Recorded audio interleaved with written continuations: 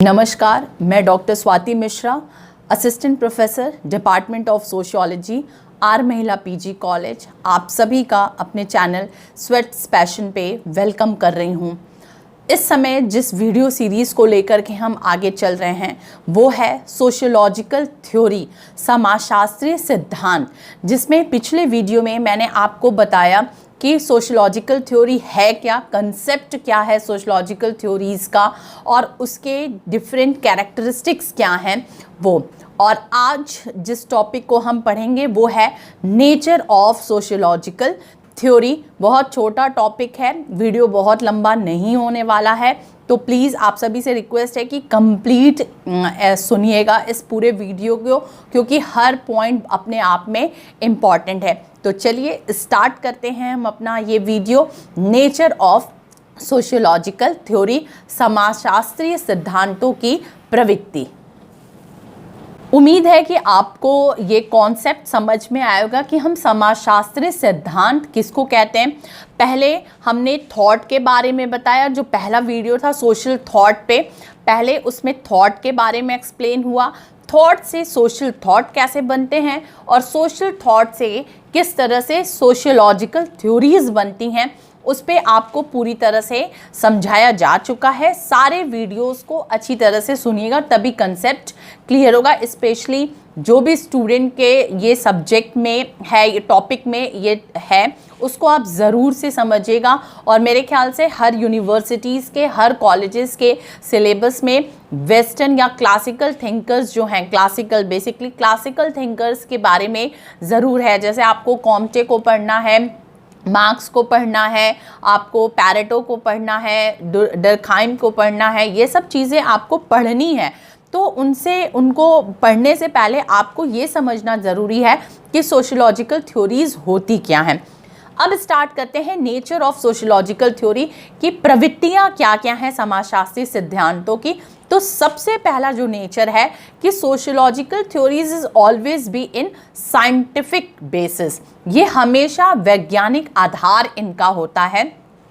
अन्य सिद्धांतों की तरह समाजशास्त्रीय सिद्धांतों के निर्माणक तत्व भी सामाजिक होते हैं, इसलिए इनका वैज्ञानिक आधार होता है। ये वैज्ञानिक पद्धति द्वारा प्राप्त तथ्यों पर ही आधारित होते हैं। आपको ये बताया जा चुका है कि जो सोशल साइंस में जो साइंटिफिक मेथड्स हैं किसी रिसर्च को करने के लिए, आपको बताया है मैंने कि जब हम फील्ड में जाते हैं तो कौन कौन से हम लोग स्टेप फॉलो करते हैं। सबसे पहले एक टॉपिक बनता है, फिर ऑब्जेक्टिव उस पर बनता है, फिर हाइपोथेसिस का फ्रेमिंग होता है, मेथडोलॉजी डिसाइड होती है, यूनिवर्स, सैंपल, ये सारे डिसाइड्स होते हैं। हम लोग प्राइमरी डाटा को कंसिडर करते हैं, हम लोग सेकेंडरी डाटा को कंसिडर करते हैं, फिर डाटा कलेक्शन करते हैं। डाटा कलेक्शन के बाद से उसका एनालिसिस होता है, डिस्क्रिप्शन होता है, टैब्यूलेशन होता है, और इस तरह से जाकर के अंत में कोई फैक्ट जो है वो साइंटिफिक प्रक्रिया से होते हुए सोशल थ्योरी बनती है। तो यही बात हो रही है कि जब हम तमाम जो प्रोसेस हैं उनको हम फॉलो कर रहे हैं, तो जो सोशलॉजिकल जो भी फैक्ट हैं वो सोशलॉजिकल थ्योरीज बन रहे हैं, तो ऑब्वियस सी बात है कि उनका अपना एक वैज्ञानिक आधार होगा। तो इस तरह से कोई भी जो थ्योरी है वो साइंटिफिक होगी। तो सबसे पहला नेचर है कि it should be scientific in nature.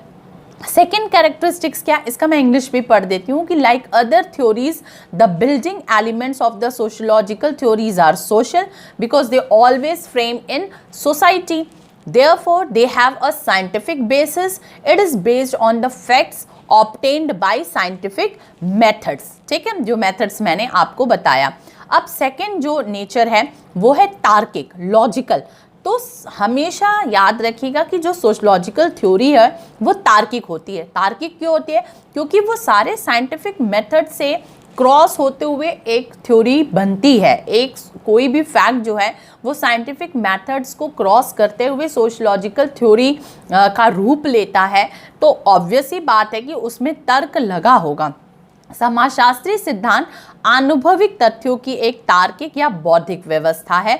जब एक ही विषय से संबंधित विभिन्न तथ्य संकलित कर लिए जाते हैं तो उनको तार्किक रूप से परस्पर संबंधित करके सिद्धांत का निर्माण किया जाता है। कि जब हम फील्ड में जाते हैं तो हम डाटा जो लाते हैं वो सिस्टमैटिक डेटाज नहीं होते हैं, वो जो होते हैं वो हम उसको कह सकते हैं कि वो व्यवस्थित डाटा नहीं होता है। पर जब हम फील्ड से वापस लौटते हैं और जब हम टैबुलेशन का काम करते हैं, हम एनालिसिस का काम करते हैं, तो जो रॉ डाटाज हैं हमारे पास उनको हम तर्कों के आधार पे व्यवस्थित करने का काम करते हैं, तब इससे कोई सिद्धांत का निर्माण होता है। तो याद रखिएगा कि दूसरी कैरेक्टरिस्टिक्स जो है वो तार्किक होती है, लॉजिकल होती है। कि sociological theory is the intellectual or logical system of experienced elements when different elements related to the same subject go to compile। ठीक है। तीसरी कैरेक्टरिस्टिक्स है अमूर्त, जिसको हम एब्स्ट्रैक्ट कहते हैं। कि अन्य सिद्धांतों की तरह समाजशास्त्री सिद्धांत भी अमूर्त होते हैं, इनमें प्रयुक्त अवधारणाएं सुस्पष्ट होती हैं।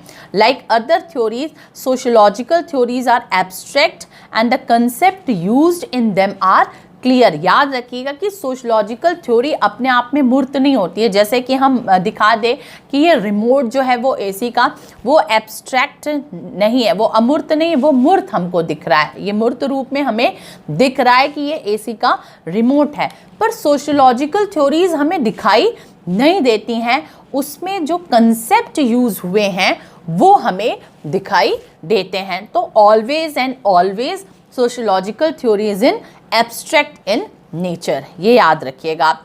नेक्स्ट जो है वो अनुभव सिद्ध है, एम्पिरिकल है।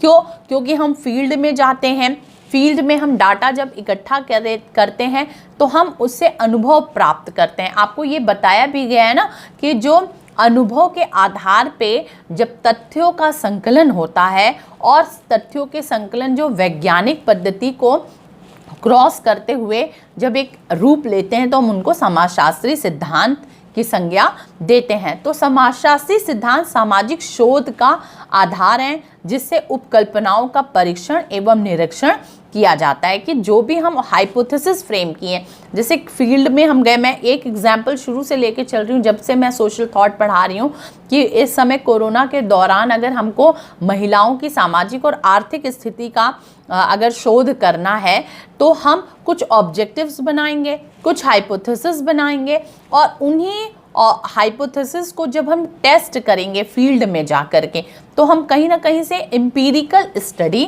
हम करेंगे। ऐसा नहीं कि हम इस चेयर पे बैठ गए, जैसे कई थ्योरीज को कहा जाता है, कई थ्योरीज पे ये आरोप लगता है कि they are armed chair philosopher. जो कुछ फिलोसफर हैं उनको कहा जाता है दे आर आर्म्ड चेयर, मतलब वो आराम से कुर्सी पे बैठे और बहुत सारी किताबें लिए, उनका अध्ययन किए और लिख डाले कोई नई थ्योरी। पर कुछ जो सोशल थ्योरी होती है वो फील्ड में जा करके निर्मित होती है। जैसे आप मैलिनोवस्की की थ्योरी को देख लीजिए या रेडक्लिफ ब्राउन की थ्योरी को देख लीजिए। तो ये सब थ्योरीज क्या हैं? ये अनुभव के आधार पे निर्मित की गई। जैसे कि मैलिनोवस्की ने जब जा करके ट्रॉबियान्ड आइलैंड में स्टडी किया तो उन्होंने एक नई जो थ्योरी दी, तो उस तरह से जो आया वो एम्पिरिकल स्टडी पर आधारित सिद्धांत हैं। तो sociological theories is always in empirical nature. तो हमने 4 नेचर आपको बताए। अब 5वां नेचर है कि यथार्थता की व्याख्या के साधन, means of interpretation of accuracy. समाजशास्त्री सिद्धांतों का उद्देश्य समाज, सामाजिक जीवन एवं सामाजिक घटनाओं को समझकर इनकी व्याख्या करना है। अतः ये साधन है, साध्य नहीं है। देखिए 2 चीज़ सोशियोलॉजी में हम पढ़ते हैं, एक मीन्स और एक गोल्स। ठीक है। फॉर एग्जाम्पल मान लीजिए कि आपको IAS बनना है। ठीक है।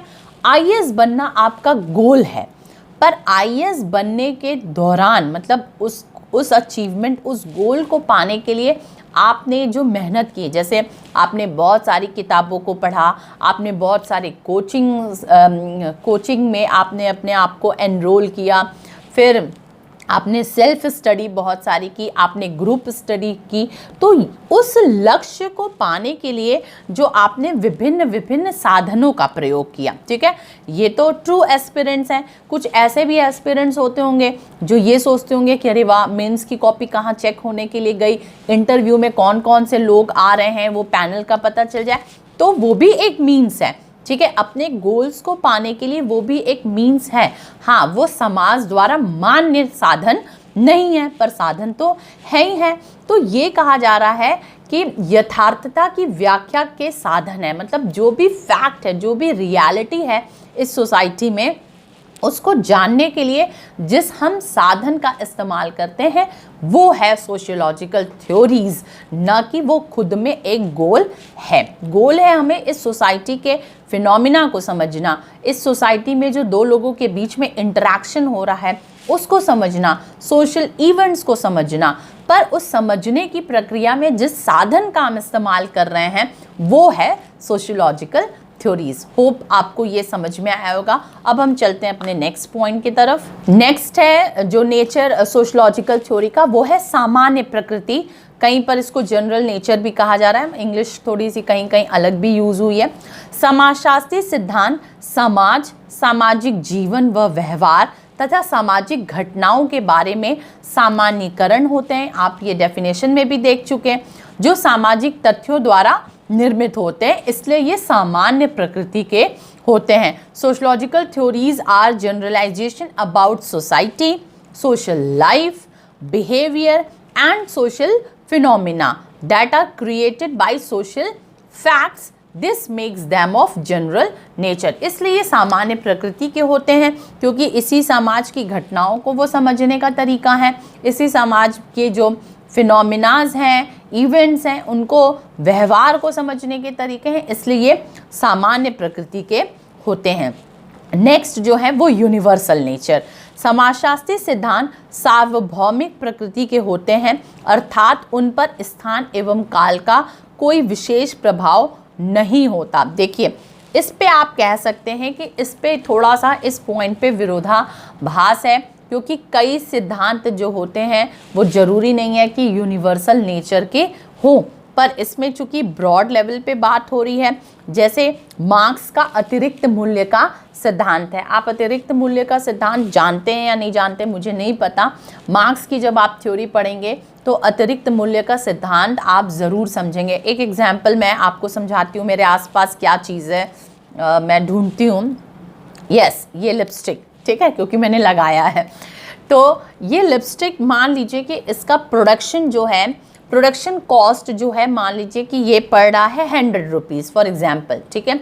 100 रुपीज़ इसका प्रोडक्शन चार्जेस है, मतलब इसका ये जो प्लास्टिक बॉडी बनी, इस पे जो प्रिंटिंग हुआ, इसमें जो ये अंदर मटेरियल यूज़ हुआ, वैक्स कलर्स जो भी यूज़ होता होगा मुझे नहीं पता, तो ये सब, और जो लेबर का जो मतलब फैक्ट्रीज़ में जो चीज़ें लग रही हैं, लेबर का जो चार्ज है, वो सब मिला करके इसका जो प्रोडक्शन कॉस्ट है, उसमें लेबर कॉस्ट भी है, लेबर को जो हम दे रहे हैं मेहनताना, सब मिला करके मान लीजिए ये 100 रुपये का है, ठीक है।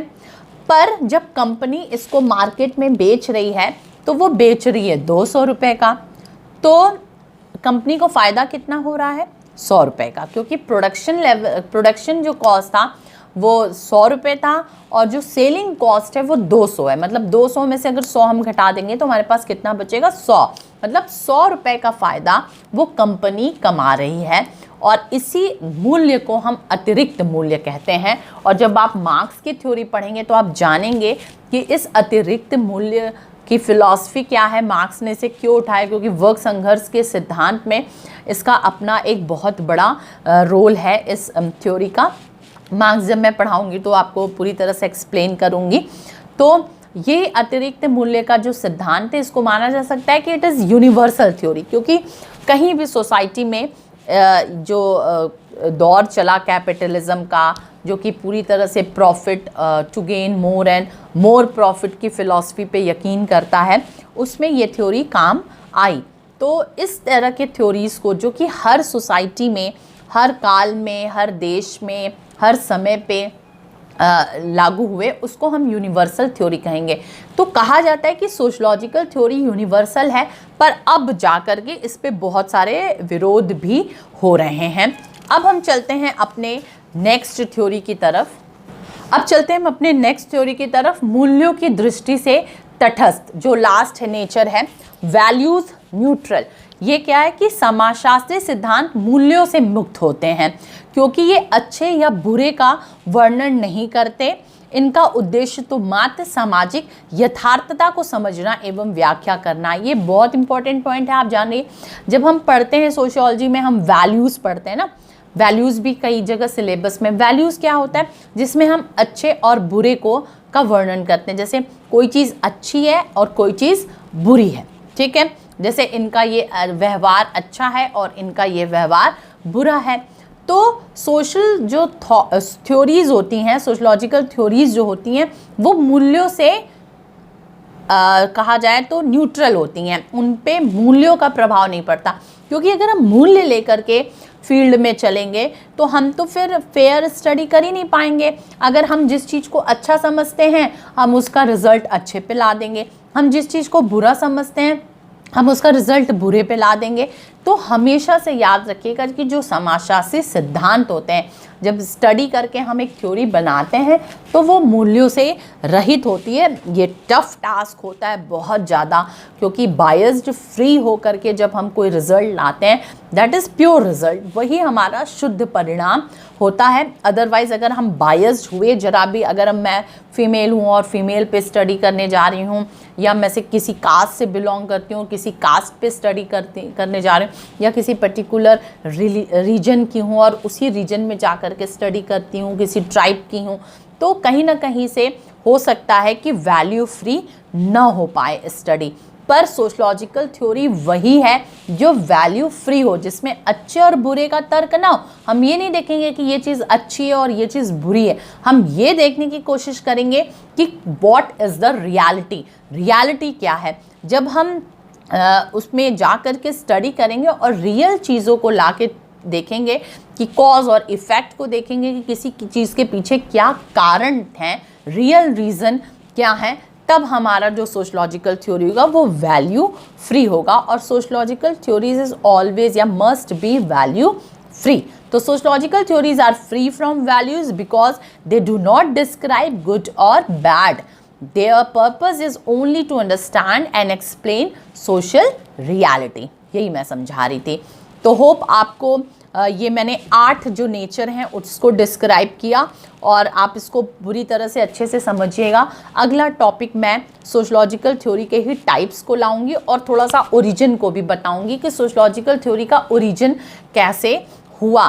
तो तब जा कर के हमारा ये पूरा सोशलॉजिकल थ्योरी का जो कंसेप्ट है और उसका नेचर है और उसके टाइप्स हैं, ओरिजिन है, वो पूरे क्लियर होंगे। और ये समझने के बाद ही हम किसी थिंकर को पढ़ना स्टार्ट करेंगे। तो आपको होप समझ में आया होगा। वीडियो को ज़रूर लाइक करिएगा, सब्सक्राइब करिएगा, शेयर करिएगा और कमेंट करना बिल्कुल नहीं भूलिएगा। मेरे सब्सक्राइबर प्लीज़, आप लोग कमेंट नहीं कर रहे हैं, कमेंट ज़रूर करिए। मेरे स्टूडेंट्स को तो करना चाहिए।